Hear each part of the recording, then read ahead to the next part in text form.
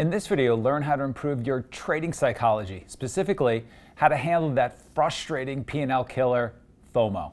Hi, I'm Mike Bellafiore, co-founder of SMB Capital, and we're a proprietary trading firm located in Midtown Manhattan. And I'm also the author of the Trading Classic One Good Trade and the Playbook. In this video, Dr. Brett Steenbarger, our trading coach at our firm and trading coach for top hedge funds and institutional traders, teaches how to handle FOMO. Dr. Steenbarger presents at our prop firm for our prop traders actionable ideas to mitigate this P&L killer with one's trading. Let's get to work on sharing these important trading lessons from our prop desk in New York City so you can grow your trading account.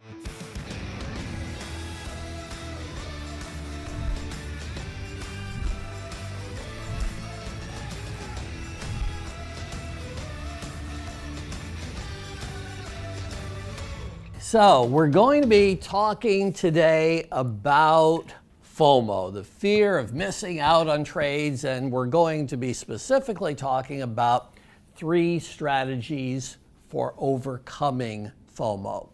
So I'm going to be approaching this topic as a psychologist, and you can see my academic affiliation there, and there's my blog site, Trader Feed. So, we often hear common sense advice about how to deal with FOMO. Take a break or take a deep breath or whatever. No, no. We're going to look at this psychologically and talk about specific evidence-based psychological strategies for overcoming FOMO. What does evidence-based mean? It means it's based in the outcome research in psychology. And that's why I teach at the medical school, our evidence-based strategies for changing our behavior. So we're going to be applying it to the trading situation. Any questions, any comments you have, any smackdowns, it's all good. Yeah, feel free. Okay, so let's get into it. Now here's the big idea. What does FOMO stand for? Fear of missing out, fear of missing on opportunities. The key word is fear. FOMO is an anxiety. FOMO is a fear. Fear and anxiety occur when we perceive threat. The problem, this is a very important concept, the problem is not that we have missed a potential trading opportunity. The problem is that we perceive that to be a threat to us, to our success, to our future. So once something becomes a threat, we go into stress mode, and literally our brains respond with what's known as a fight or flight response. We're priming ourselves for action. How do we do that? The blood flow, if we were in a functional magnetic resonance imaging machine, we would see the blood flow in the brain go from the frontal cortex to the motor areas of the brain, priming us for action because we're perceiving an emergency, right? Now, what goes on in the brain's frontal cortex?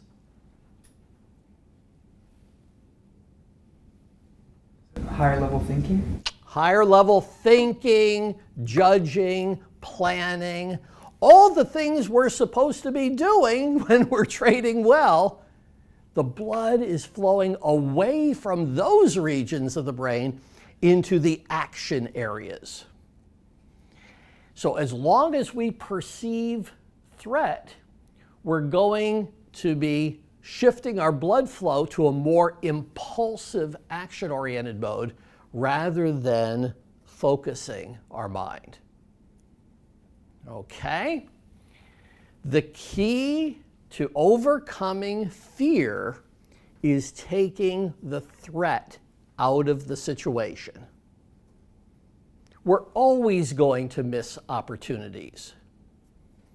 Where have some of the biggest opportunities been recently in financial markets? Crypto? Yeah, in crypto. Some big opportunities in certain commodities. European power.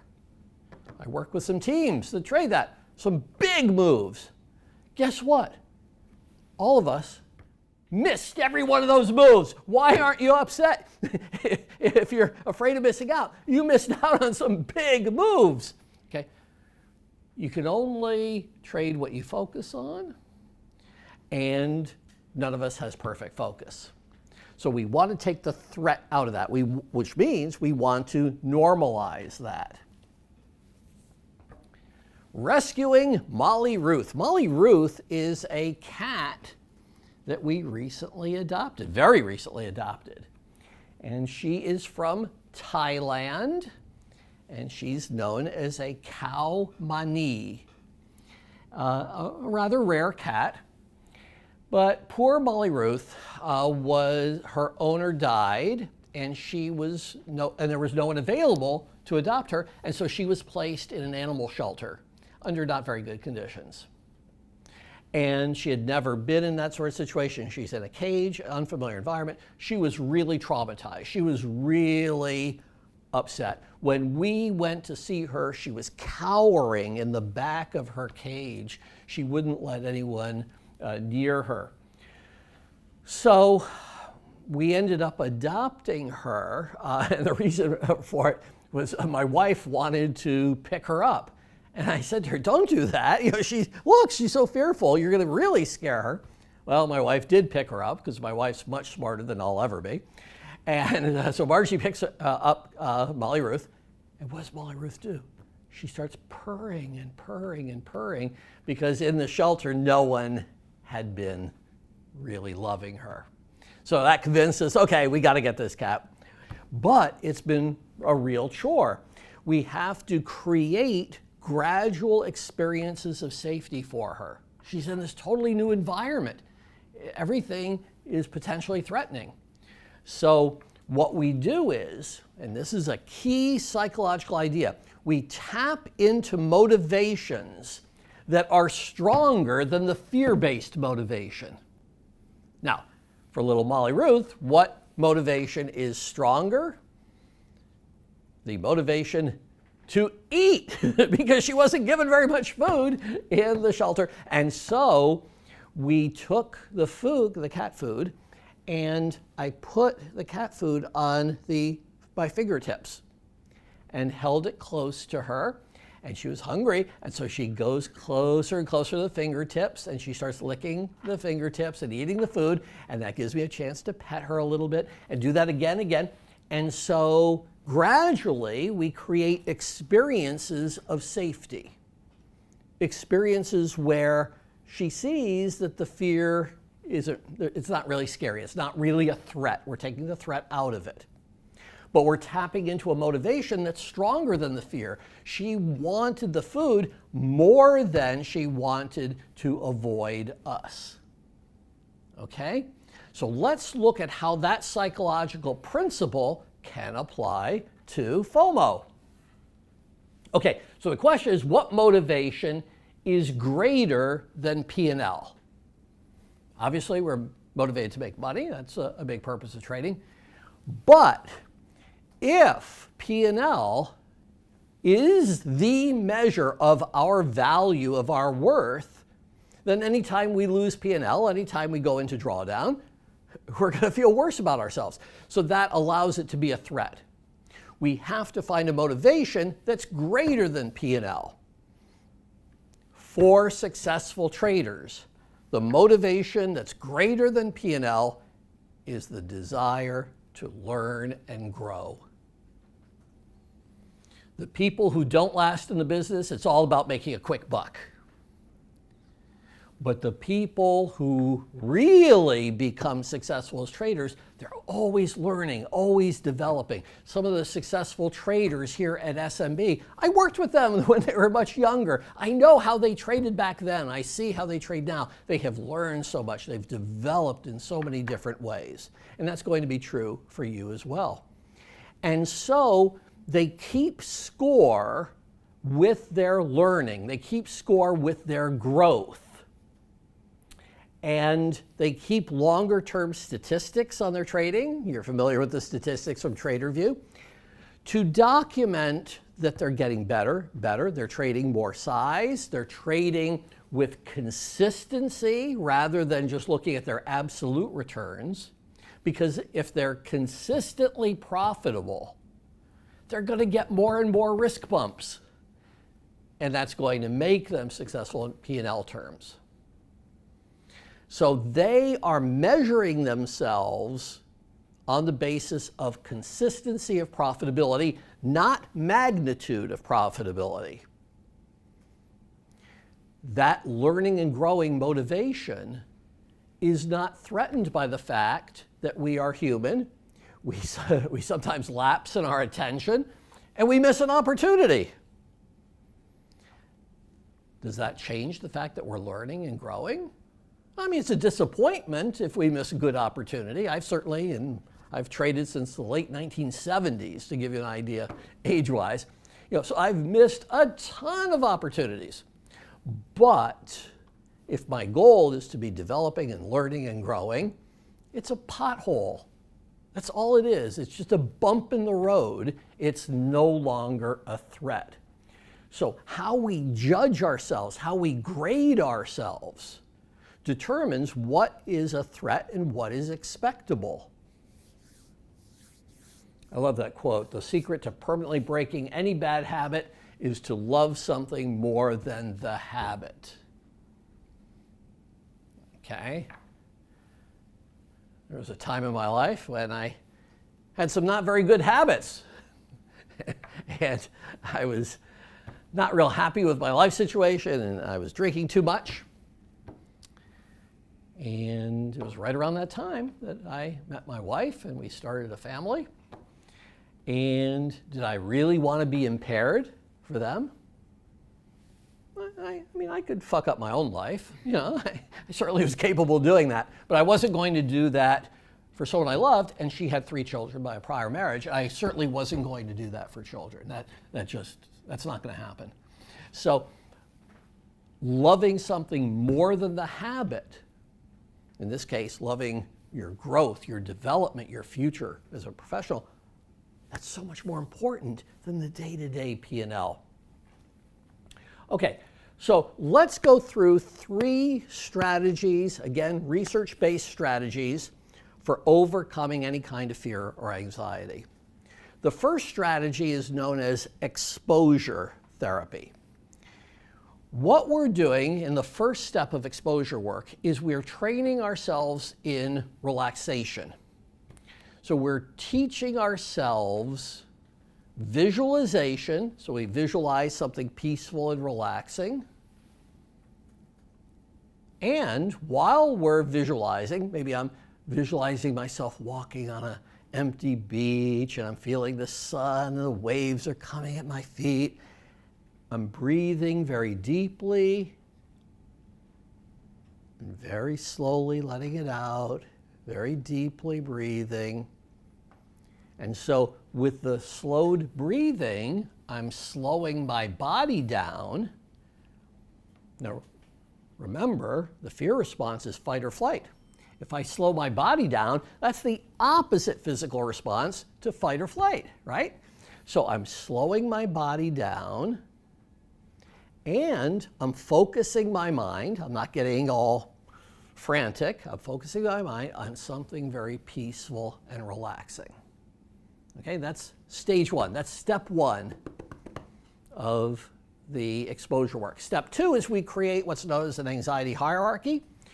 We take scenarios from the least threatening at the bottom, that's number 1, then we go number 2, number 3, all the way up to the most threatening scenario.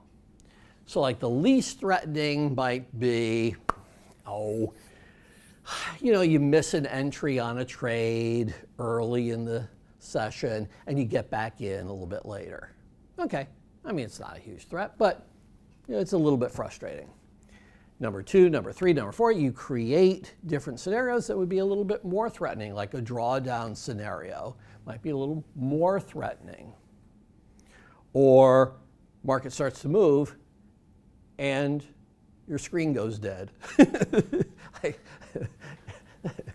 And then at the top would be big drawdown scenarios, big threats, big losses.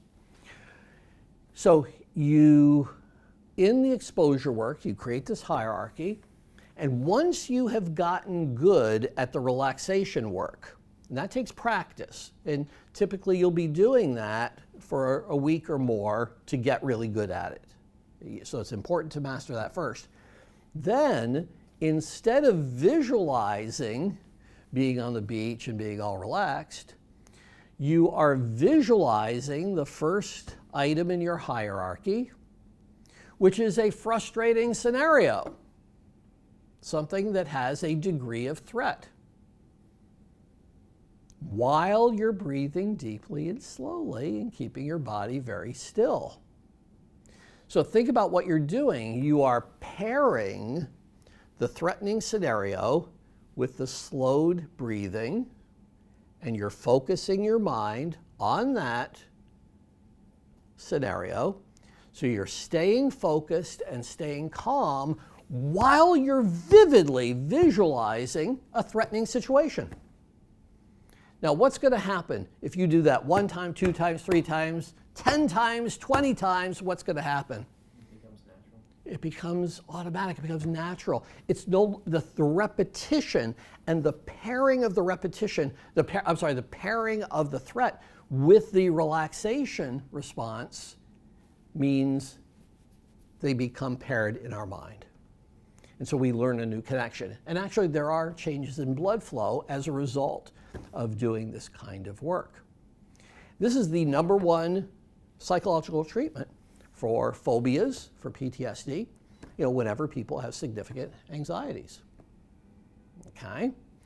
So it takes daily practice, and many times we'll do it more than once a day. But once you create that connection, you've got it for life. It's the repetition that takes the threat out of it. You're literally training mind and body to stay chilled, even in a situation that could be a frustrating situation. Okay, that's exposure work. And by the way, as we go forward in our working together, if these are techniques you would like to use for yourself, I can help walk you through them and adapt them to your particular situation. I'll put food on my fingertips and you can, no. That's a little too kinky, man. So can you kind of correlate that to like Pavlov's, basically?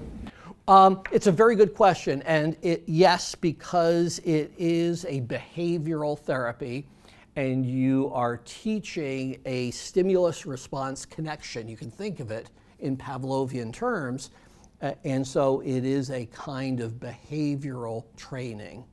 It's CBT, right? It's cognitive behavioral. It is one form of CBT. Now, CBT is cognitive behavioral, and the second techniques we're going to be talking about are purely cognitive techniques. Okay. But the two are joined together, CBT, because both are learning techniques in therapy. Yeah. So, yes, if you were looking up exposure therapy, or if you were looking for a book, you might look at a book on CBT, and this would be in the book. But you can Google exposure therapy, and you'll see a ton of things. So in cognitive work, we are not changing our behavior patterns in that Pavlovian way.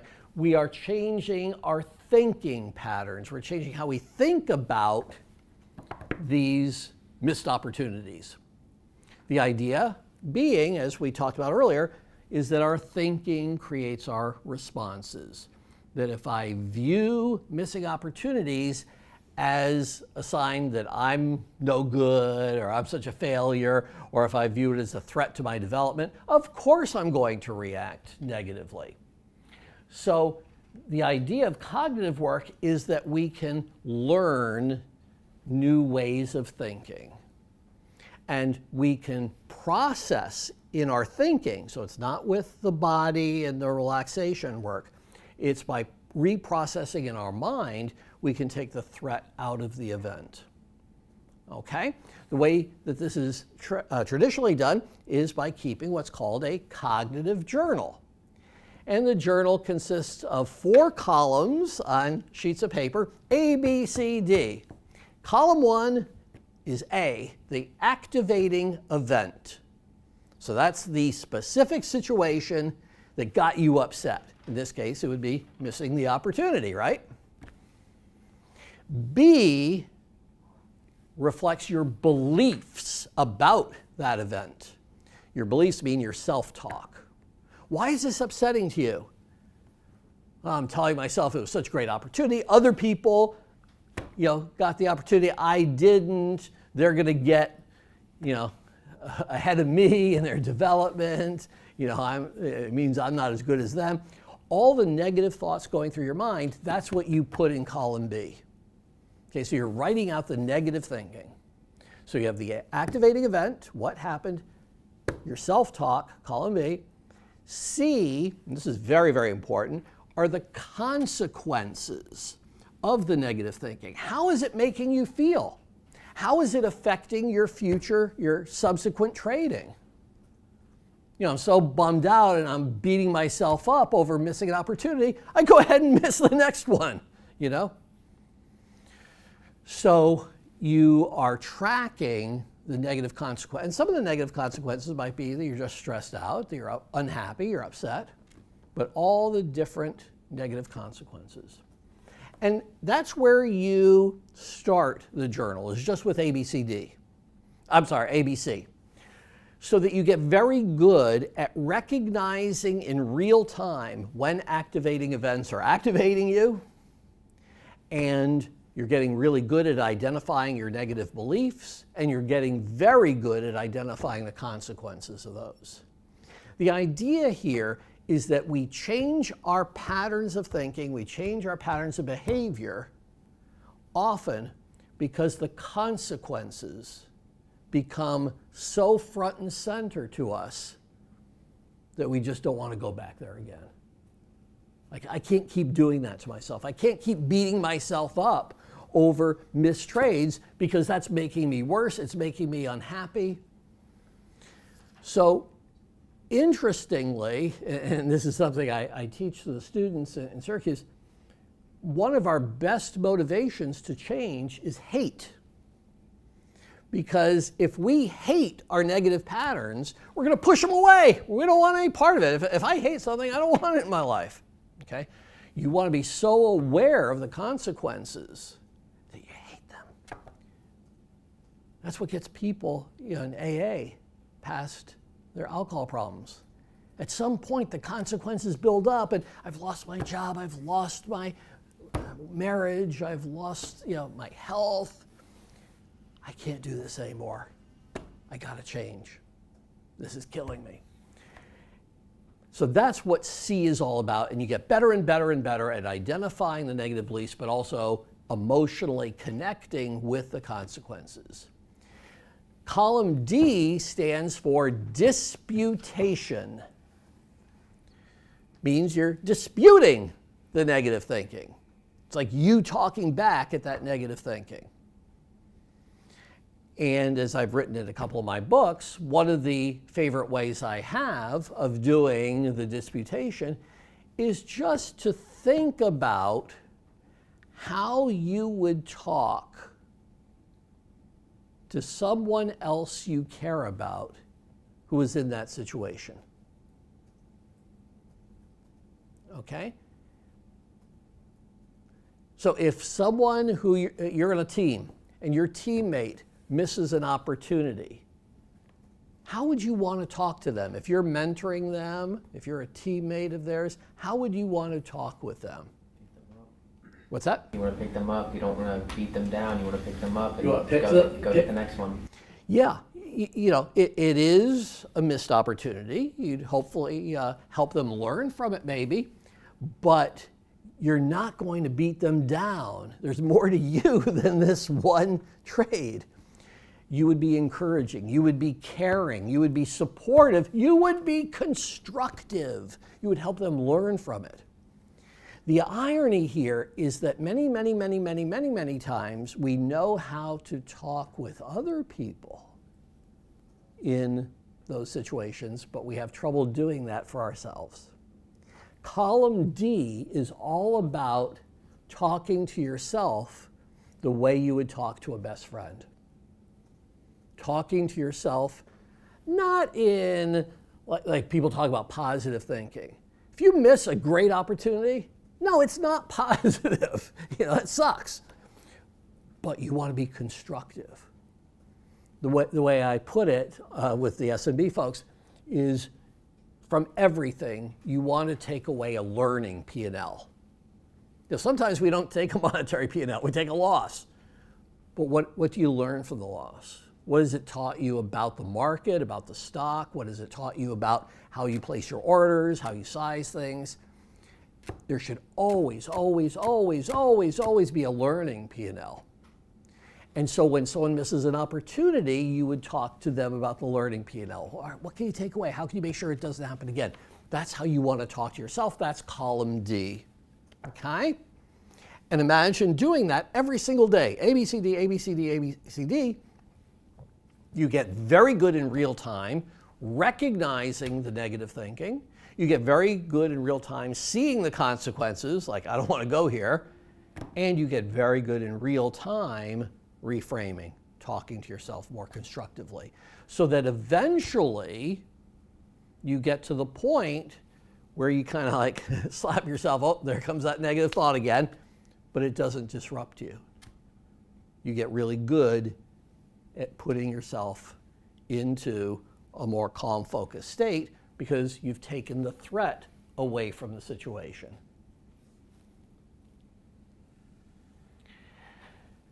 And strategy number 3, Barbara Fredrickson, psychologist, calls it broaden and build. One of the major reasons why we get caught up in P&L is because we don't have enough other positive things going on in our lives. The metaphor I use in this situation is if you are investing your money, you want to be diversified. Some of my money is in fixed income instruments like bonds. Some of my money is invested in our home. Some of it is in stocks. The idea is you are diversified so that if one investment goes down, the others may be going up. It gives you balance. So the question becomes, what is your life portfolio? How balanced are you in your life? If all you're doing is trading, you hear people talk about, oh, I have such a passion for trading. When I hear that, I do interviews sometimes for people who want to join in. When I hear that, oh, trading is everything to me, I spend all my time. Like, no, dude, get a life, You're going to be vulnerable, and so, yes, trading is important. Yes, developing yourself in a career is important, but relationships are also important. Having personal interests outside of your work, very important. Your physical well-being is very important. Your spiritual well-being. You want to have a diversified life portfolio. So when the trading doesn't go well, you're diversifying your emotional capital. If I have a loss right now in my trading, and I have had losses, I've got 5 kids, 7 grandkids, 4 rescue cats, a wonderful wife, a career that I love. If I lose money on a trade, big effing deal. It's like, it's one piece of my life, and yes, I want to learn from it, and yes, I want to do well, but it's in a perspective. When we put all of our energy and all of our focus on trading, we lose that perspective. So we can do all the psychological exercises in the world, and the exposure work is very helpful, the cognitive work is very helpful, but if we don't broaden and build our life, if we focus only on performance and P&L, we're going to be vulnerable. So the issue is to make trading important, but not all important. And to focus on our growth in trading, not just P&L, and to make sure that we have a P&L from our life's activities.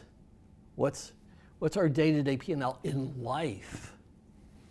Then the ups and downs of our performance will, good and not so good, but they don't rule us, and they certainly are not threats to how we feel about ourselves.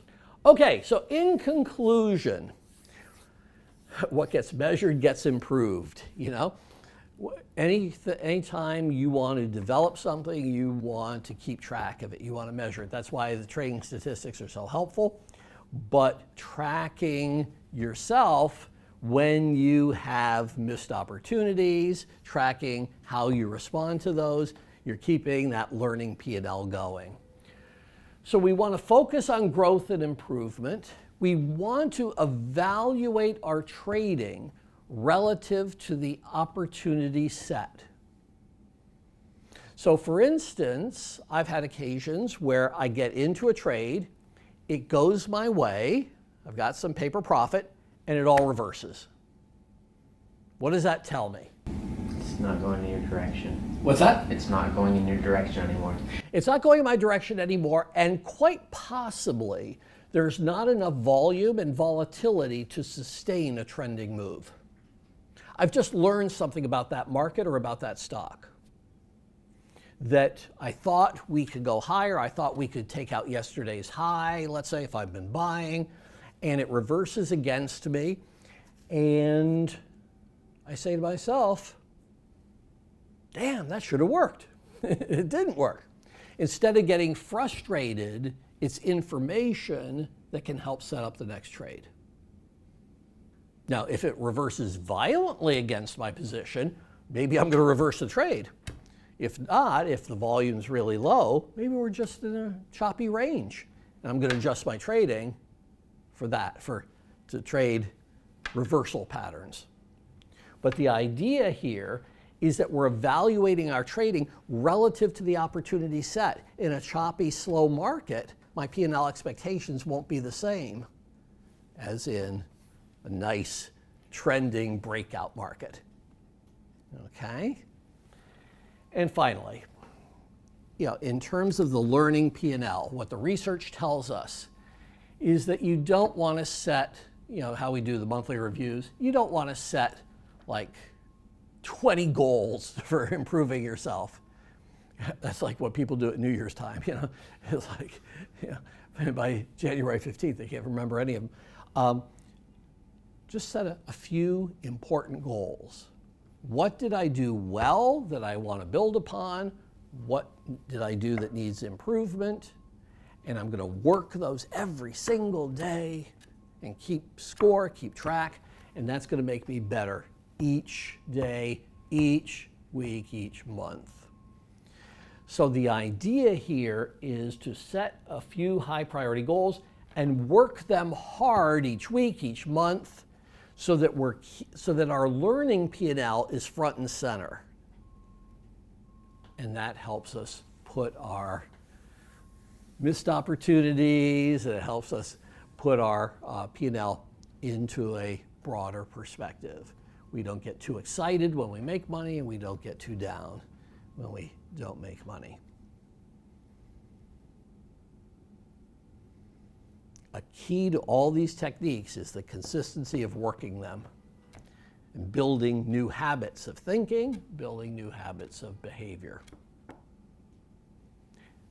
Questions? Comments? Yes? So one that I wanted to ask, so I know obviously like Bella in some of his books, he talks about like that trader intuition. When it comes to FOMO, do you think that there could be any kind of either like correlation or any kind of relationship at all to sometimes that FOMO that you may experience could also be some kind of trader intuition telling you something?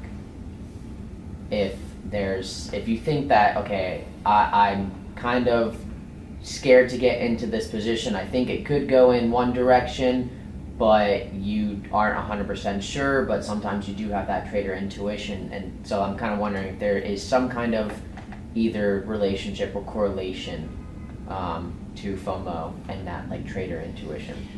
It's a very good question, and that scenario is certainly possible. That I have an intuition that this thing could break out, it's getting more volatile, and I'm a little skittish about getting in. A lot of times that's what's known as performance anxiety, and so often the best strategy there is just getting in with very small size initially, and building a position if you actually get the breakout. But yes, that could show up like a FOMO. Usually the FOMO occurs when the thing is already broken out and we weren't on board and we're telling ourselves, oh, I should have caught that. And now it's moved up, up, up, up, up, and after a big move up, I can't stand to see it go up anymore. I lift the offer and, and that top ticks it. So usually that's the FOMO situation.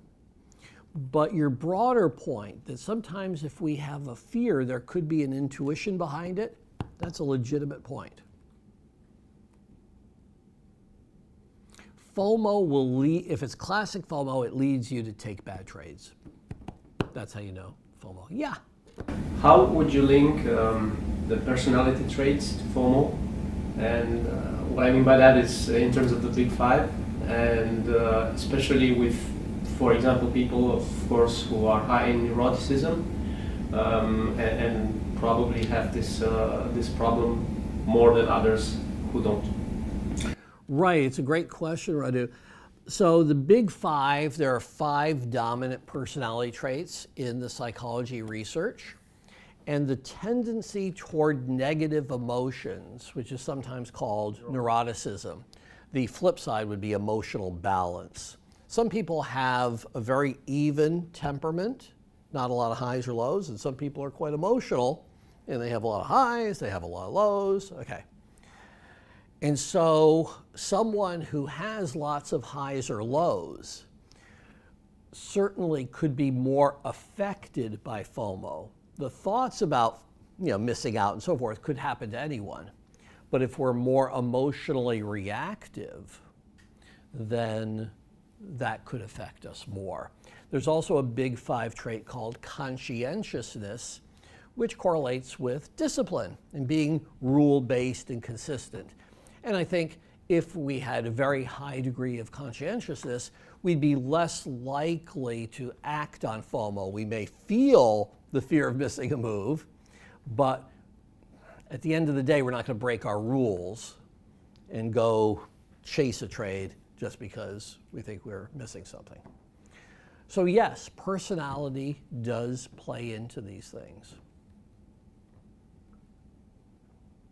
And there's some good personality tests that you can take to learn about your strengths and to learn about your traits. And if any of you are interested in those, I could certainly get you some links. So for instance, on that neuroticism measure, I end up being very low because I don't like drama, like in anything. And so if something starts moving away from me, I'm not going, oh, and then start wanting to chase it. Like, I just hate that drama. Like, that's not what I want to be doing in trading. I want to be understanding what's happening, acting on it, getting out, rinse and repeat. So in that case, I'm less likely to be influenced by the FOMO. And would you say openness plays a big role in trading as well, or at a much lower level than neuroticism? Openness to experience is another one of the big 5 personality traits, and it's correlated with creativity. When we are more open to experience. So for instance, my wife and I love to travel around the world. We go to different cities, we go to different restaurants and try different types of food. We love to experiment. Okay. That's openness to experience. Okay? That's correlated with creativity. And so that's very much related to our trading, Because if we are very open to experience, guess what? We are very open to new ideas. And if we're open to new ideas, we're going to develop new ways of trading. And we're going to find some unique ways of trading. And so finding new edges in markets and trading in different ways, that's related to openness. In terms of dealing with the learning P&L, and in the example that you used of when a stock goes in your favor at first by a certain amount and you're in profit, and then ultimately goes completely against you, what is your take on potentially not necessarily being short-minded or like scalping the opportunity, but at least kind of collecting profits along the way if you're one to kind of let that emotional toll of having the entire position reverse against you, being able to at least kind of capture size or capture profit along the way up while you're still in the profit zone, and then ultimately if it does go against you, it's great. at least. Yeah, it's a great practice and something I do try to do. If I identify that it's a lower volume market, a lower volatility market, if it goes my way right away, I'm looking to take at least a piece of the position off to ring the cash register. Now, if it's a really slow day, I might take the whole thing off. I'm going to say, the volume's not there. Trees don't go to the sky. Make it, take it. If it's an environment where a news item, a catalyst came out and the thing could really move because new players are getting involved and we can see that in the volume, then at most I would take off a piece of the position because I want to let the next piece run. And we can let the next piece run in the form of options, which helps our risk reward, because at that point we rang the cash register, and now the most we could lose is our options premium, right? Not bad, not bad. So now we've created a win-win, because as it goes further in our direction, you've got the convexity of the option position, so it's moving point for point with the stock. Boom, you've done well. If it reverses against you, you lose the premium, but you took profits on the first piece. Win-win. I was going to say that way you're able to not only have the learning P&L in case the position goes against you, but now you're also able to have the capital kind of recollect, or the recognition as well. So that way, even if it does go against you in the long run, you're still able to mentally deal with the idea that you were correct in the short term. You kind of captured your profits. Yep. And if it goes against you after everything's all said and done, you're now able to kind of balance both out by taking the learning P&L and the fiscal P&L. And that way it doesn't have necessarily a toll. And I think psychologically, that consistency can work very, very, very well. Yeah. But having a strategy in your head for when you take profits, what you let run, what would get in the way of that would be perfectionism. So that if I don't have my total full size on, for the whole move, it's not good enough. Perfectionism is a habit pattern of thinking. Cognitive therapy, the ABCD that I mentioned, works very well to deal with perfectionism. But that's what we're getting away from when we take partial profits, let the rest run. Because we're saying, for a piece of the position, good enough is good enough. Like, I don't have to be perfect. I can be consistent and I can do very, very well. And so you're cutting yourself slack, and psychologically you're creating a win-win, right? Because I win on the small piece, and if it goes my way further, it's a further win. Why do you think so many people have trouble not just making goals, but just completing them? I mean, even with I know New Year's resolutions are hard and stuff, but I feel like so many people have issues or problems actually overcoming goals and problems in their trading, just in their trading. Yeah, it's a great question. And we're good at setting goals, not necessarily good at reaching those. And a big part of that is because we need not only to set goals, we need very concrete plans for reaching those goals.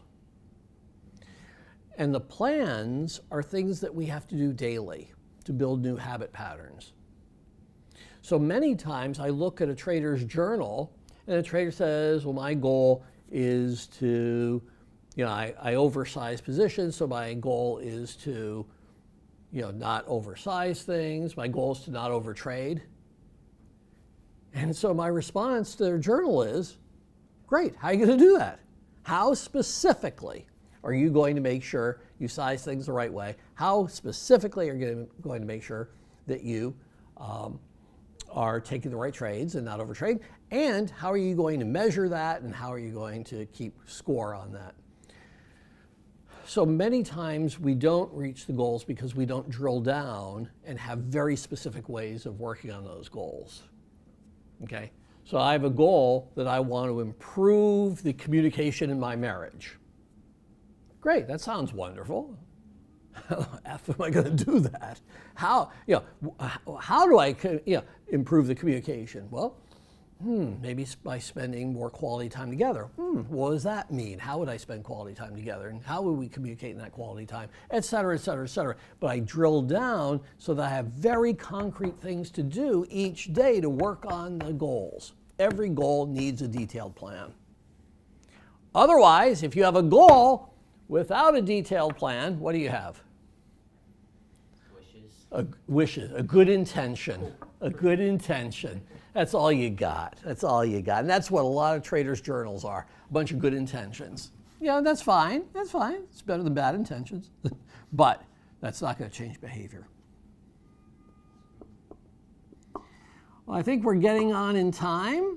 I want to thank everyone. I want to thank SMB and Kurt specifically for recording this and making it available. And my contact information is available on my blog site, traderfeed.blogspot.com.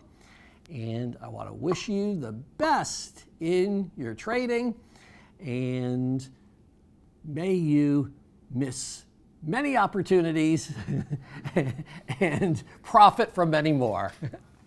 Thanks.